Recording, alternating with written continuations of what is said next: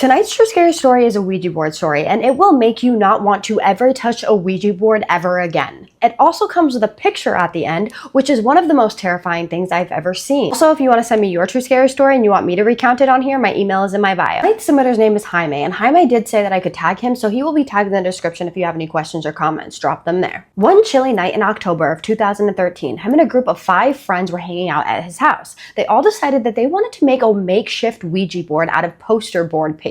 They pull out a big poster board, they make the Ouija board, and then they use a planchette. They use a teacup holder for the planchette. But right before they're about to start, one of their friends, Elizabeth, decides that she's going to sit this one out. So she decides to sit on the couch, and this is important for later. Before they start, they put their dog and a hamster in a separate room to protect them. They protected them with protective rules written on the walls, and they also protected themselves. Now, one of his friends is from Kenya and is very spiritual, comes from a very spiritual family, so he knew how to do all of these spells to protect them. Him and his 4 friends sit down in a circle, and these are their names: Ed, Sarah, Brad, and Gatson. To make sure that they actually made contact with the spirit, since there was a bunch of them, they used a gatekeeper, and that gatekeeper was Jaime. And what this meant was that the spirit was able to communicate through Jaime. He basically gave it permission. This was a huge mistake. First, they're asking basic questions like, hello, is there anyone here that would like to speak with us? How many spirits are here? Are you good or bad? For about 10 minutes, the board is actually completely silent, and they're actually thinking about saying goodbye to it when all of a sudden the planchette moves to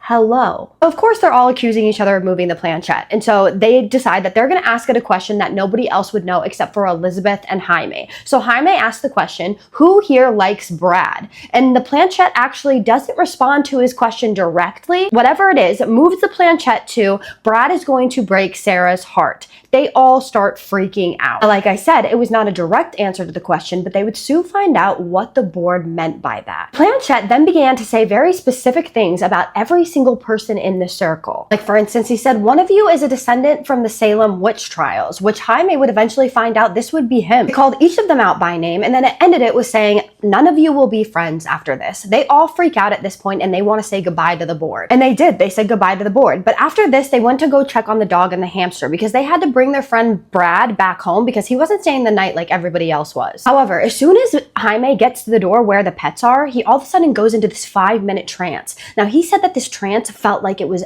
hours long. And then he sees something, a giant black mass in the corner of the room. Absolutely terrifying. Then he hears this echoing sound, and it's just echoing in his head, but it's an echoing sound of a man or something else laughing hysterically in his ears. The air felt so heavy around him, it was almost suffocating. And all of a sudden, his friends help him come back to reality. He runs towards the door, he slips on their floor, he hits himself on the door, and then he opens it, goes outside, and just breathes fresh air. He said the air out there just felt less suffocating. He could finally breathe, but it still felt like he was being watched from like every angle. They finally have to take Brad home, so they get into Sarah's car. They get into her car, they start driving, and he tells everybody what he saw. Gatson is in the car, the one who did the spells, the protection spells, and he reassures Jaime that whatever this is just trying to scare them and that they are thoroughly protected from whatever spell he placed over the entire group. When they get to Brad's house, they pull into the driveway, and Sarah puts on her high beams. Now, in her high beams, you could see the driveway, the kitchen, the living room, and his yard. He lived on a dead-end dirt road in the woods with 0 streetlights. There was woods on the side of the house also. So they watch Brad walk up to the door, he puts his key into the door, he turns it right, and Jaime turns his head right and looks into the woods.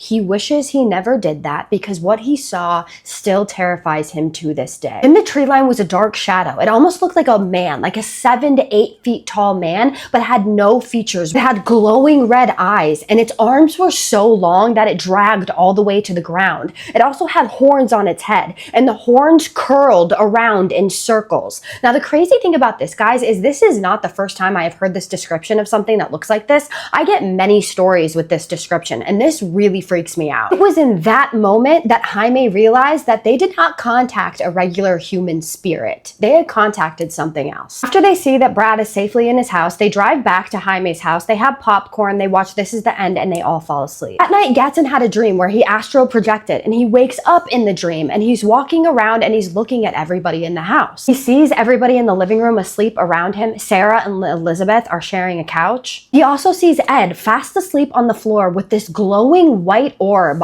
just hovering above his head. He then decides that he wants to check on Jaime, and for the first time in months, Jaime decided to sleep in his room. So he gets up to go check on Jaime, and then he sees himself sleeping on the couch. As he rounds the corner, he sees a small black mass in front of Jaime's door. Then it shifts into this 4-foot tall black hooded figure. He asked, "What do you want?" It laughs. He asks, "Why are you here?" And it laughs again. Then he finally says, "We are protected. You cannot be here." And the thing, without even looking at him, says, "Your protection spell was weak. None of you are protected." And then he immediately woke up. After everybody woke up the next morning, everybody felt watched and it really freaked them out. So Jaime decided that he was going to take some pictures. So he took some pictures and he actually sent one of them to me, and I'm going to attach it. It is insane. Now, before I show you that, I'm going to tell you about the fact that they couldn't get rid of this Ouija board. They tried absolutely everything. They didn't know at the time that you are supposed to bury it. I didn't know that either. Apparently you're supposed to bury Ouija boards. So they tried to set it on fire. They tried absolutely everything. Lighter fluid. They tried gas. They even tried axe spray. They tried a grill lighter. No matter what they did, this thing would not catch on fire. After 30 minutes, they finally got the edges to catch on fire, but it was literally just the edges. Finally, they all thought that the board was fully engulfed in flame because that's what it looked like. When a gust of wind comes in and just kind of shoots over the board, and then they realized that as soon as it goes out, only the corners and edges of the board are burnt. So the board is still pretty much fine. Jaime said that whatever they conjured up that day has never left him. It is still with him, and he still has experiences to this day. So he has many other stories, and he wants to know if you guys want to hear them. So drop them in the comments if you do. And on that note, here is the picture. You guys, I don't even have to show you. You already can see it. Just look.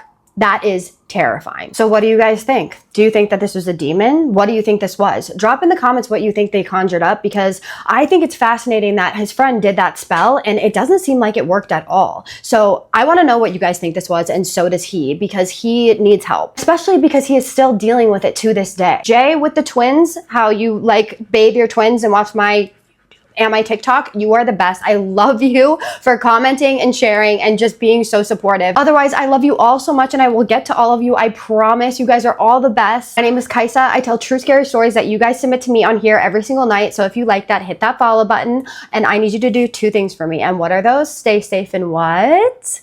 Have a spooky night. Love you guys. See you in the next one.